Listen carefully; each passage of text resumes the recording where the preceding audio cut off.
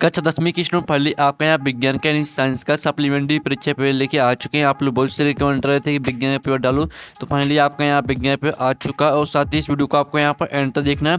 और आप यहाँ पर इस पेपर को याद कर लेते हैं तो आप अच्छे अंक ला सकते हैं यहाँ विज्ञान के पेपर में। ठीक है, तो वीडियो को लाइक और चैनल को सब्सक्राइब जरूर कर लीजिए। तो स्टूडेंट आप यहाँ पर देख लीजिए, आपके यहाँ पर मार्क्स रहेगा 75 नंबर का रहेगा और आपका समय यहाँ पर 3 घंटे रहने वाला है। ठीक है, और आपको इस वीडियो को एंड तक देखना है। और सभी लोग यहाँ वीडियो को लाइक जरूर कर लीजिए, क्योंकि हम बड़ी मेहनत से आपके लिए यहाँ वीडियो लाते हैं। साथ ही आपके यहाँ पर निर्देश आते हैं तो आप निर्देश भी पढ़ सकते हैं। अब चलिए आपके पहले तो यहाँ पर सही विकल्प आते हैं 8 नंबर के, तो आपको यहाँ पर ध्यान से देखना है। तो पहला आता है CA, ठीक है, CaO plus HTO is equal to CaOH का होल ट्वाइज, ठीक है, प्लस ऊष्मा उपयुक्त अभिक्रिया है। तो जो आपके यहाँ पर अभिक्रिया दी गई है, ये अभिक्रिया आपको बताना कौन सी रहेगी। तो जो इसका करेक्ट आंसर रहेगा, इसका आंसर आपका C हो जाएगा, उपयुक्त दोनों। ठीक है, उपयुक्त दोनों A एवं B, यानी जो आपकी यहाँ पर अभिक्रिया रहेगी ये आपकी संयोजन अभिक्रिया भी है और ऊष्माक्षेपी अभिक्रिया भी है। तो इसका जो करेक्ट आंसर रहेगा वो आपका C हो जाएगा, क्योंकि इसमें आपका A और B दोनों ऑप्शन दिया गया है। ठीक है, अब चलिए आपके यहाँ पर दूसरा आता है, निम्न में से कौन सा गुण पदार्थ धातुओं द्वारा नहीं दर्शाया जाता है। तो इसका जो करेक्ट आंसर रहेगा वो आपका चमकहीनता हो जाएगा। फिर आपका यहाँ पर तीसरा आता है, मनुष्य में वृक्क किस तंत्र का भाग है।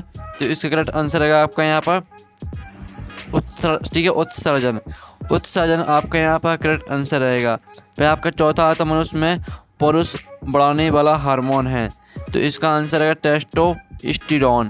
फिर आपका यहाँ पर आता है पाँचवा, अलैंगिक जनन मुकुलन निम्न में से किन में पाया जाता है। तो इसका जो आपके यहाँ पर करेक्ट आंसर रहेगा वो आपका हो जाएगा ईस्ट में। फिर आपका आता है छठवां, निम्न में से कौन सा पदार्थ लेंस बनाने में प्रयुक्त नहीं किया जा सकता। तो इसका जो आपके यहाँ पर करेक्ट आंसर रहेगा वो आपका ग्रेफाइट हो जाएगा। फिर आपके यहाँ पर आता है सातवां, प्रतिरोध का मात्रक है। तो प्रतिरोध का मात्रक आपका यहाँ पर ओम हो जाएगा। ठीक है, फिर आपका यहाँ पर आता है पारितंत्र में ऊर्जा का प्रवाह सदैव होता है। तो इसका जो करेक्ट आंसर रहेगा वो आपका यहाँ पर एक देशक हो जाएगा। ठीक है, तो इस तरह से आपके यहाँ पर हो जाता है सही विकल्प कंप्लीट, और आपने अच्छे से यहाँ पे याद कर ली होंगी।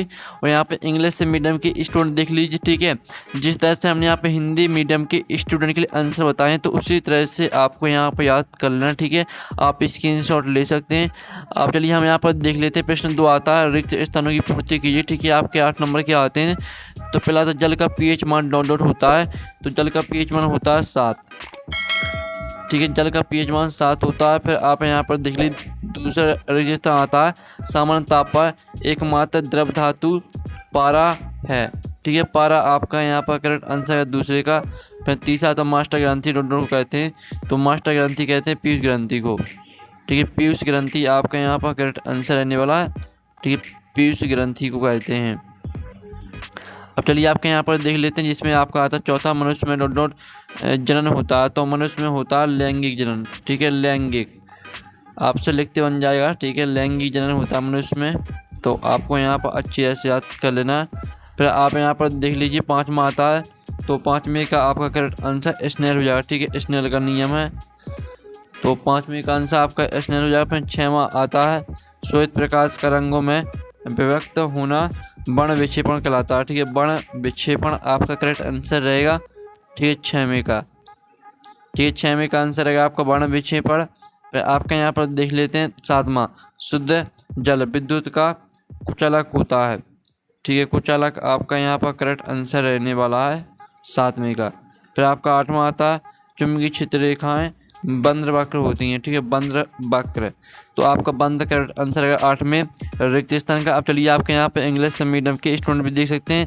अब आती है आपकी सही जोड़ी बनाइए, तो इनको हम मैच कर लेते हैं। पहले आती है आपकी नींबू। तो नींबू को मैच करना है आपको अम्ल से। ठीक है, अम्ल से मैच कर देना है। फिर आपकी दूसरी धमनी, तो इसको आपको शुद्ध रक्त से मैच कर देना है। जो आपकी तीसरी आती है आनुवांशिक, तो इसको आपको मेंडले से मैच करना है। फिर जो आपकी आती है चौथी भ्रषण, तो भ्रषण को आपको नर हार्मोन से मैच करना जो आपकी दी गई है। फिर आपकी आती है पाँचवीं लेंस की क्षमता, तो इसको आपको यहाँ पर डायप्टर से मैच कर देना है। और जो छठवीं आती है दूरदृष्टि दोष, तो इसको आपको उत्तर लेंस से मैच कर देना है। ठीक है, उत्तर लेंस आपका यहाँ पर हो जाएगा। फिर आपका आता है दाहिना हस्त नियम, तो दाहिना हस्त नियम को आपको फ्लेमिंग से मैच कर देना है। तो इस तरह से जो आपके यहाँ पर सही जोड़ी वो मैच हो जाती हैं, आप स्क्रीनशॉट ले सकते हैं। ठीक है, हमने आपकी जो सही जोड़ी वो मैच करा दी हैं, तो आप यहाँ पर स्क्रीनशॉट ले लीजिएगा। और साथ ही यहाँ पर इंग्लिश मीडियम की स्टूडेंट भी देख सकते हैं। अब चलिए आपके आते हैं 152 में उत्तर, तो इनको भी हम यहाँ पर कंप्लीट कर लेते हैं। पहले तो छारों के पीच मान का परास कितना होता है, तो इसका आंसर है, ठीक है, कितना होता है आपका यहाँ पर, जो आपका यहाँ पर ये 7 से अधिक, ठीक है, 7 से अधिक होता है, 7 से अधिक। फिर आपका दूसरा ध्वनि किसे कहते हैं, तो इसका आंसर रहेगा जब वस्तुएं किसी कठोर सतह से टकराती हैं तो उत्पन्न ध्वनि को ध्वनिक कहते हैं। तीसरा आता है किस हार्मोन की कमी से मधुमेह रोग होता है, तो इसका आंसर इंसुलिन की कमी से, ठीक है, इंसुलिन की कमी से होता है मधुमेह रोग। चौथा आता है मनुष्य में अंडाणु जनन की क्रिया कहाँ होती है, तो इसका आंसर अंडाशय में, ठीक है, अंडाशय में होती है। या आपका यहाँ पर अंडाशय करेक्ट आंसर हो जाएगा। फिर आप यहाँ पर देख लीजिए 5वां आता अनुवांशिकता का अध्ययन क्या कहलाता है, तो यहाँ पर अनुवांशिकता का अध्ययन कहलाता है अनुवांशिकी, ठीक है, अनुवांशिकी कहलाता है। 6वां दर्पण सूत्र लिखिए, तो दर्पण सूत्र आपका 1/F बराबर 1/में, ठीक है, आप यहाँ पर 1/में U प्लस 1/V, ये आपका दर्पण सूत्र हो जाएगा। और फिर आपका आता है यहाँ पर 8वां विद्युत धारा का ऐसे मात्रक, तो इसका आंसर हो जाएगा आपका एम्पियर, ठीक है, विद्युत धारा का ऐसे मात्रक होता है एम्पियर। तो इस तरह से जो आपके यहाँ पर ऑब्जेक्ट वो हमने कंप्लीट करा दिए हैं। साथ ही यहाँ पर इंग्लिश मीडियम के स्टूडेंट भी देख लीजिए। अब चलिए आपका प्रश्न 5 आता विस्थापन अभिक्रिया की जगह थे उदाहरण दीजिए। इसका अथवा आता संयोजन अभिक्रिया को उदाहरण सही लिखिए। फिर आपका प्रश्न 6 आता अम्ल क्षार सूचक किसे कहते हैं, अथवा था पीएच स्केल किसे कहते हैं। फिर आपका 7वां आता हाइड्रोकार्बन क्या है, मीथेन का सूत्र लिखिए। अथवा था संतृप्त हाइड्रोकार्बन किसे कहते हैं। फिर आपका 8वां आता भोजन के पाचन में लाल की 2 भूमिका को लिखिए। अथवा था हमारे अमाशय में अम्ल की भूमिका क्या है, ठीक है। फिर आपका यहाँ पर प्रश्न हुआ था अलैंगिक एवं लैंगिक जनन में 2 अंतर लिखिए। इसका अथवा था परागकण और निषेचन में 2 अंतर लिखना आपको। प्रश्न आपका 10 आता 2 संकर क्रॉस क्या होता है, अथवा था मेंडल के प्रभाविता का नियम लिखिए। आपके प्रश्न 11वां आता 2 मीटर फुट दूरी वाले अवतल लेंस की क्षमता ज्ञात कीजिए। इसका अथवा भी देख लीजिए।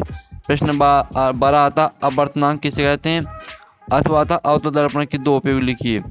फिर आपका आता प्रश्न 13 ओम का नियम लिखिए। अथवा था विद्युत शक्ति को परिभाषित कीजिए।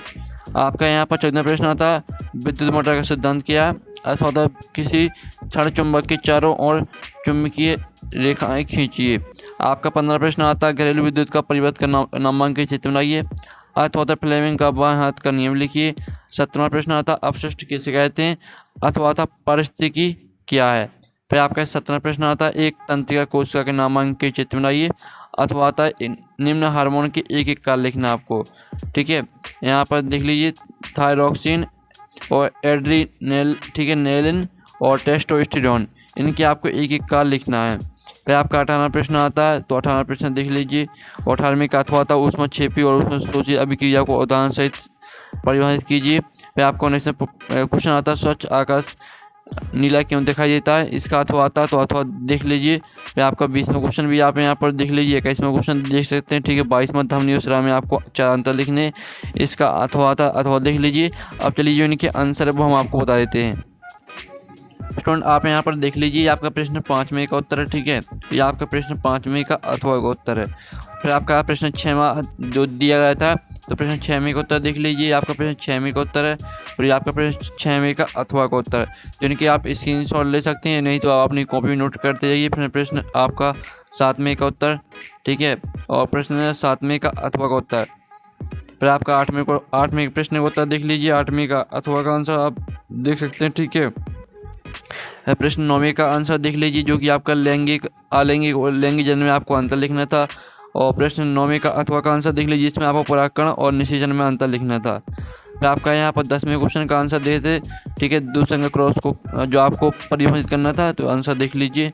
ये आपका 10वें क्वेश्चन का आंसर है प्रभाविता का नियम। फिर आपका 11वें क्वेश्चन का आंसर 11वें का अथवा का आंसर, तो आप स्क्रीनशॉट ले सकते हैं।